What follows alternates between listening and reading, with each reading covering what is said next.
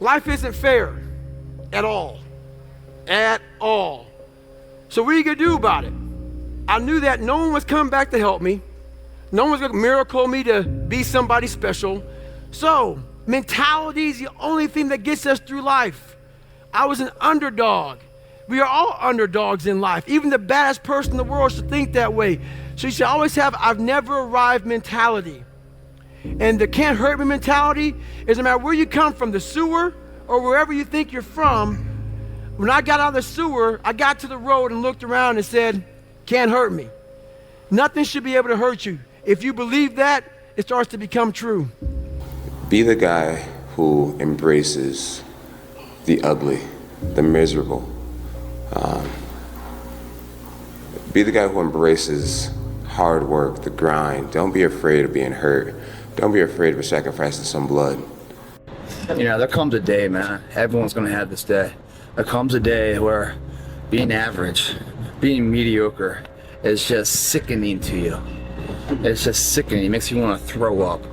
Because you've seen people with far less talent than you. As you're growing up with them, their childhood buddies, whatever else, they didn't have what you had. Yet now they're fucking to become something that you haven't.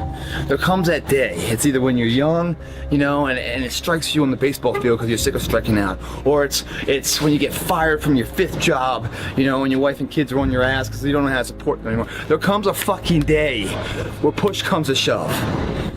Where being mediocre, being like average and shit just fucking burns and sucks so much.